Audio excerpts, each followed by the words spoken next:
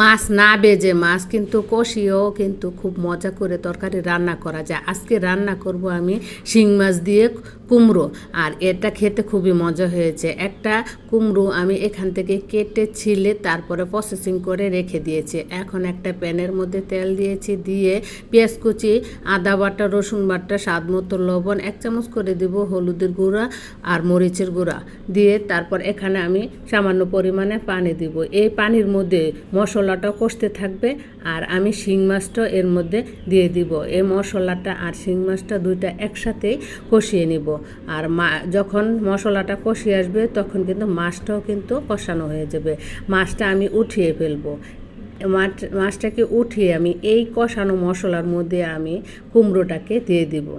দিয়ে তারপর এখানে আমি 1/2 কাপ পরিমাণে পানি দিব, দিয়ে ঢাকনা দিয়ে ঢেকে দিব। যখন দেখবেন যে এই কুমড়োটা সিদ্ধ হয়ে আসছে তখন কিন্তু এর মধ্যে মাছটাকে দিয়ে দিবেন। দেখছেন কত সহজভাবে রান্না করা যায়। যদি রান্না করার প্রসেসিং জানতে পারা যায় তাহলে কিন্তু রান্না করা খুবই সহজ, আর যদি রান্নার প্রসেসিং না জানা যায় তাহলে কিন্তু খুবই কঠিন মনে হয়। এখন আমি কষানো মাছটাকে আমি এই কুমড়োর মধ্যে দিয়ে দিয়েছি আর মাছটাকে দিয়ে আমি 10 মিনিট জাল করার পরে কিন্তু ধনেপাতা দিয়ে নামিয়ে ফেলবো। দেখতে পাচ্ছেন কত সহজভাবে এত মজার একটা খাবার রান্না করেছি। এটা দিয়ে আপনি সবাই ভাত খেতে পারবে।